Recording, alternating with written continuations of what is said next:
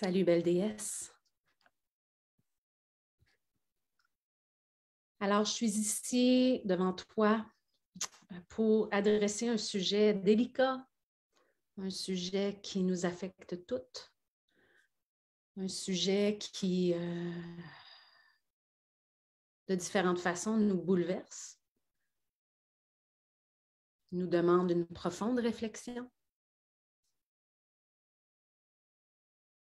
nous fait vivre, selon moi, une grande initiation, nous fait choisir notre chemin.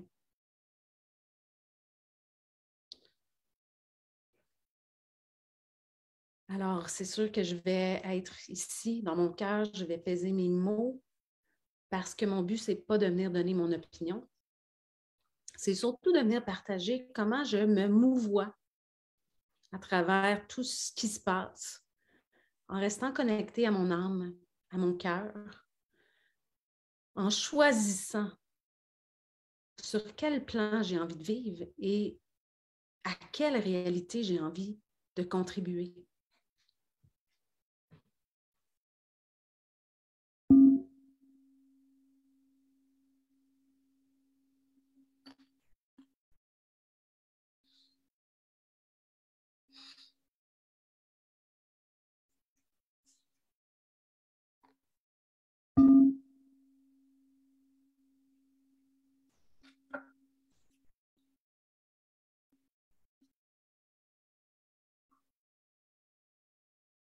En juillet 2020, il y a de ça 1 an et demi, dans le fond, je suis allée à une de mes rivières secrètes et sacrées pour aller dans un meeting avec moi-même. Je fais ça périodiquement, surtout quand je me sens perdue. Il y a un moment donné où je call un meeting. Là, moi, mon âme, la divinité, la déesse mère, allez, on se réunit, puis on met cartes sur table.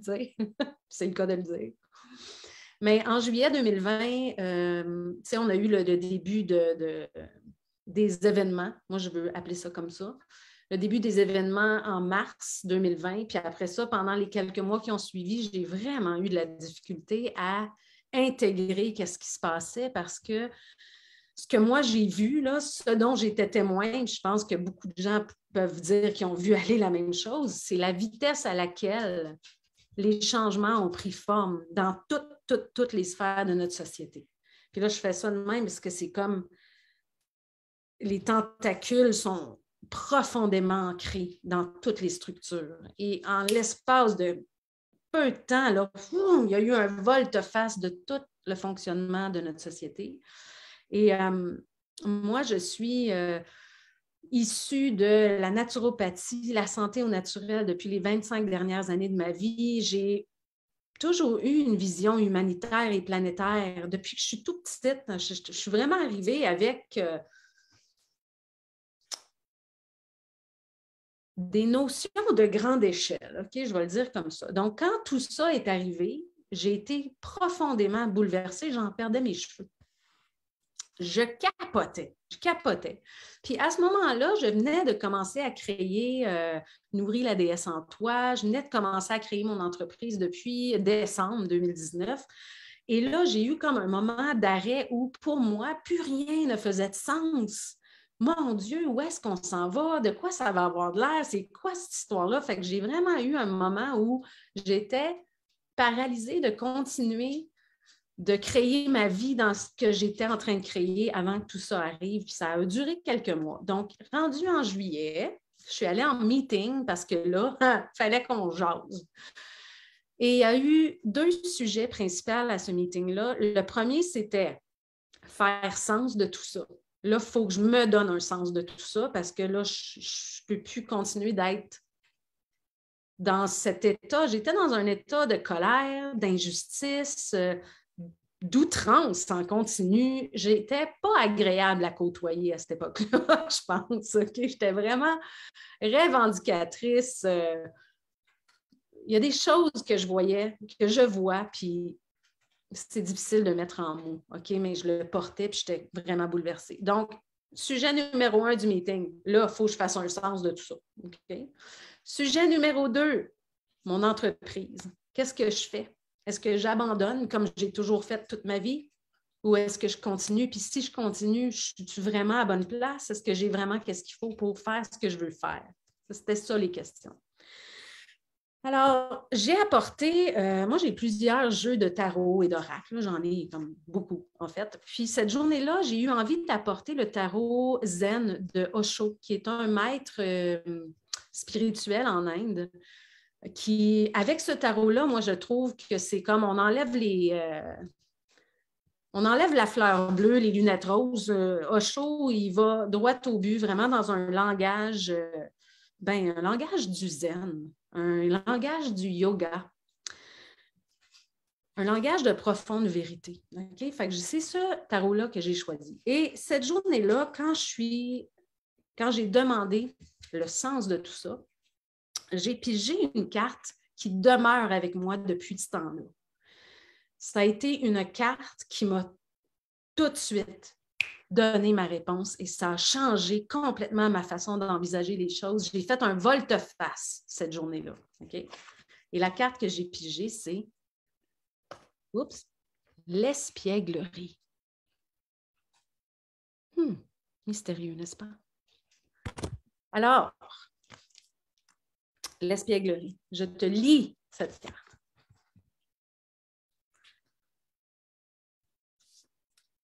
Dès que vous commencez à voir la vie comme n'étant pas quelque chose de sérieux, tous les fardeaux qui pesaient lourd sur votre cœur disparaissent.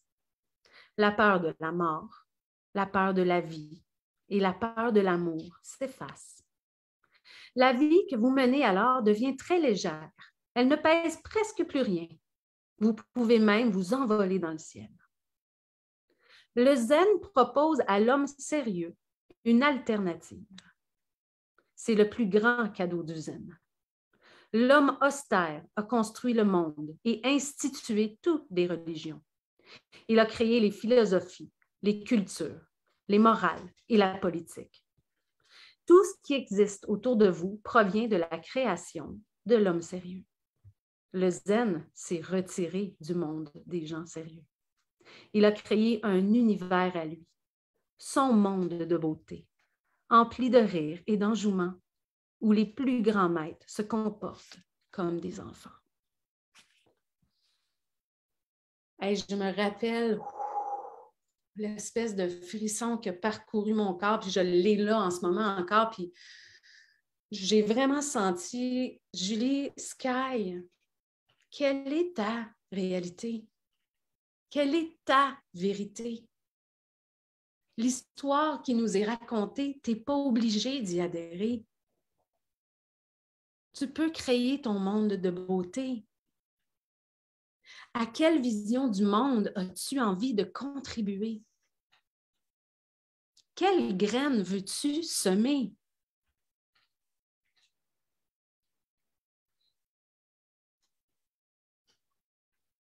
À travers la désillusion de tout ce qui est sur cette terre, il y a tellement de choses qui ne vont pas bien. Si on se met à avoir une attention là-dessus, là, la liste, elle est infinie, infinie.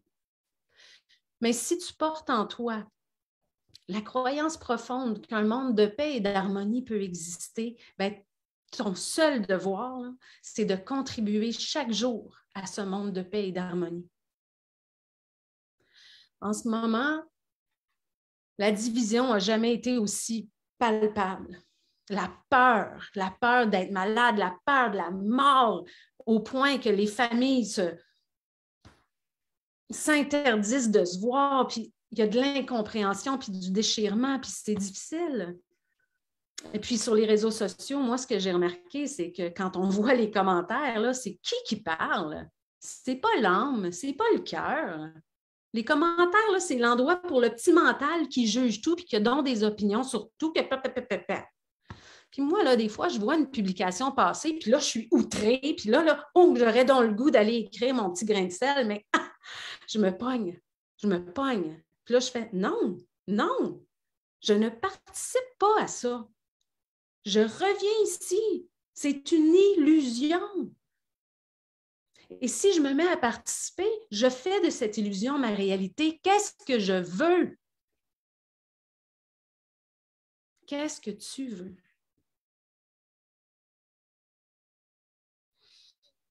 Oui, on est confronté.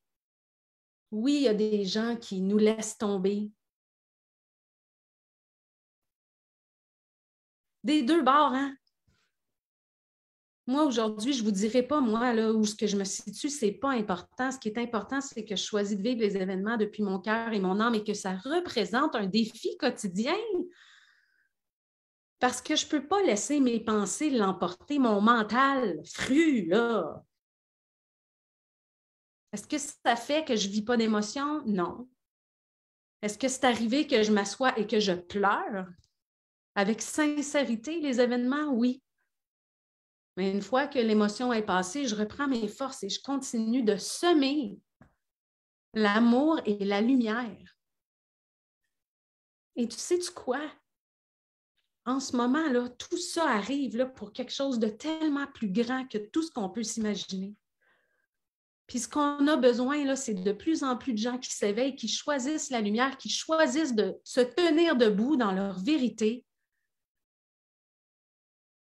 sans blâmer, juger et chicaner l'autre s'il n'est pas dans la même vérité que soi. En ce moment, chacun est en train de choisir son chemin, son sentier. Il y a des personnes que j'aimais beaucoup là, dans ma vie, que j'aime beaucoup dans ma vie, qui choisissent le sentier de la peur, qui choisissent de participer dans cette réalité illusoire. Et je ne peux rien pour eux.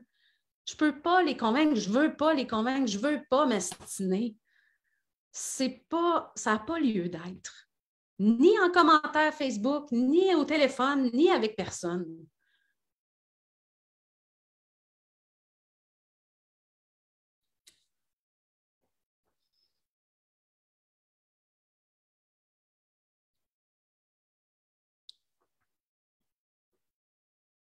Fait que ma façon de naviguer à travers ça, c'est vraiment de la méditation, là, c'est capital pour plein de raisons, dont celle-là. Revenir ici, revenir dans ma lumière, accepter qu'il y a un déroulement d'événements dont je n'ai pas le contrôle, mais semer les graines d'un monde nouveau dans moi. On n'a pas à changer l'autre, on n'a pas à convaincre l'autre, on n'a pas à éveiller les autres. Je vois ça des fois, là. Des gens qui œuvrent au niveau spirituel, qui leur mission, c'est de vous éveiller. Oh, non, même pas. La seule chose qu'on peut faire pour changer le monde, c'est se changer soi, puis c'est par l'exemple qu'on peut inspirer. On n'est pas là pour convertir quiconque, là. Fait que oui, on vit de la peine, je vis de la peine, je vis de la colère, je vis des moments où je suis sans connaissance. Je ris jaune.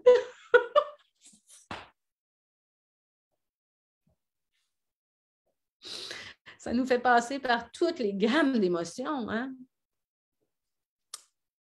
Fait que reste dans ton cœur, sème ta lumière. Comprends que si quelqu'un a un agissement discriminatoire ou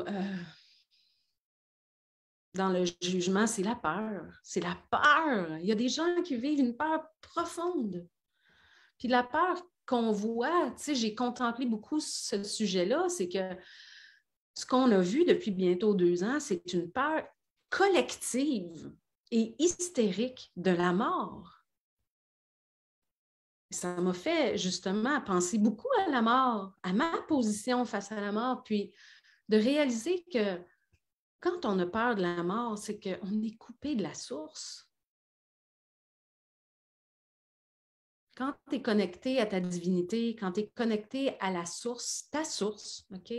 Parce que pour chacun, c'est différent et c'est correct. Mais quand tu es connecté à ta divinité, à la source, à quelque chose de plus grand que soi, ben, la mort est une continuité. Puis, hey, on s'entend-tu que c'est inévitable? Tu arrives au monde, tu nais, tu vas mourir. Tu ne sais pas quand, tu ne sais pas comment, mais ça va arriver. Fait que pour moi, il y a un chemin important à faire de réconciliation avec ce grand mystère. Et quand on commence à questionner la mort, l'espace que la mort occupe dans notre vie, on commence à se questionner sur, OK, mais je suis qui, puis je viens d'où, puis pourquoi je suis là?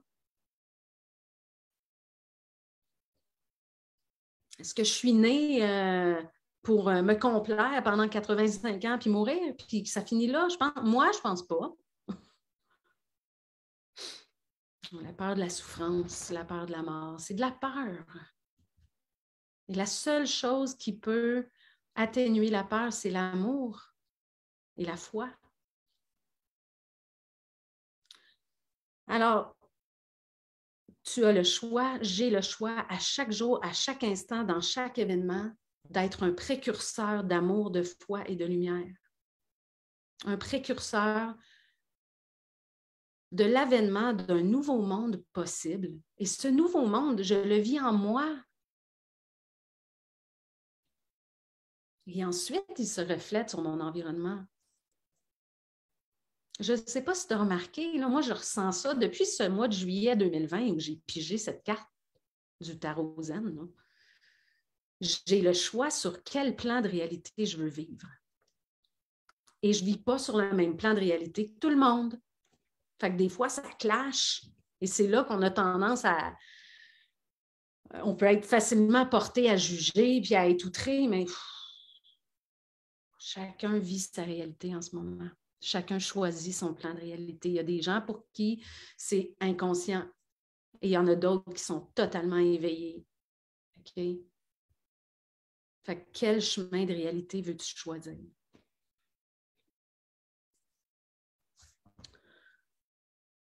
Accueille-toi dans tes émotions. Exprime ce que tu as besoin d'exprimer d'une manière salutaire. Ça peut être dans un journal, ça peut être en tapant un tambour, en allant hurler dans la forêt. Mais abstiens le babillage de ton petit mental qui veut émettre des opinions partout, puis surtout sur les réseaux sociaux. C'est pas utile. Élève-toi au-dessus de ça. Ça demande beaucoup de concentration. Ça demande de la méditation. Je le sais parce que je le fais à tous les jours, puis ouais. C'est vraiment pas toujours facile, mais je réussis. Je réussis. Alors, j'ai envie qu'on chante ensemble un mantra. Et c'est Loka Samasta Sukhino Bhavantu, qui veut dire que tous les êtres de la terre vivent heureux et libres.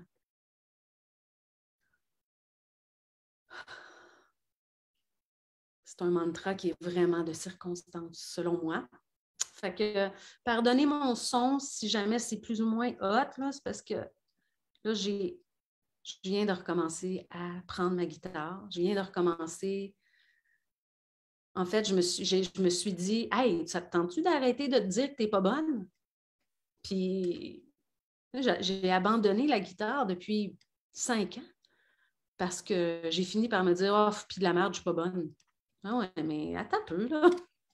Fait que là, j'ai repris la guitare. Puis, sais-tu quoi? Je commence à me trouver bonne. C'est que tout est là, hein? Tout est dans la perception, puis le discours intérieur, puis l'intention. L'intention.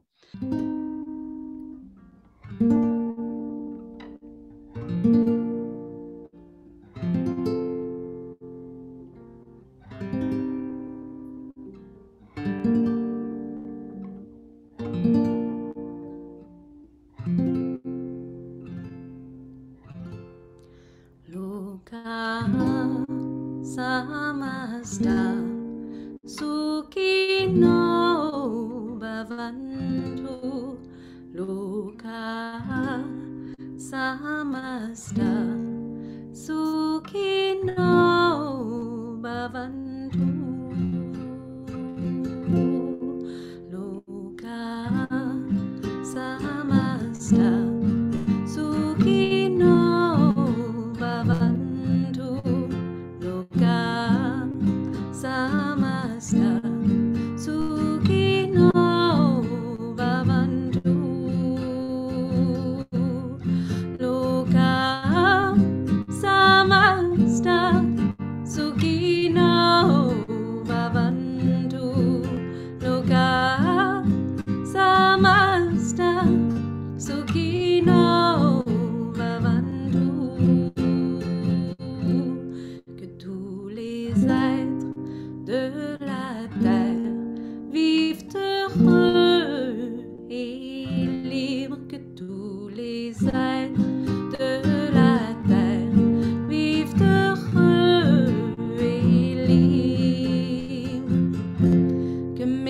paroles et mes gestes contribuent à cette vision, que mes paroles et mes gestes contribuent à cette vision.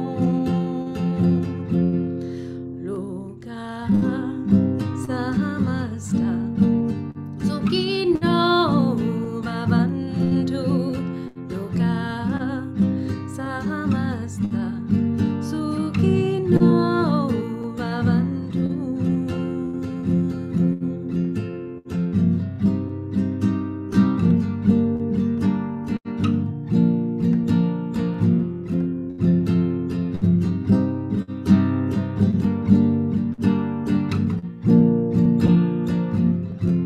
Loka samasta sukino bhavantu. Loka samasta sukino bhavantu. Que mes paroles et mes gestes contribuent à cette vision.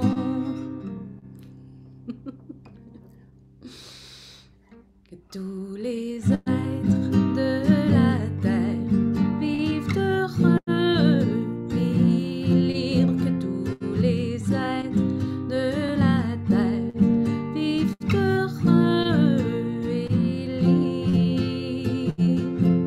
Que mes paroles et mes gestes contribuent à cette vision.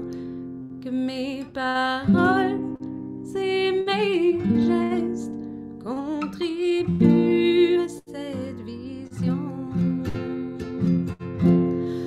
Loka samasta sukino bhavantu. Loka samasta sukino bhavantu.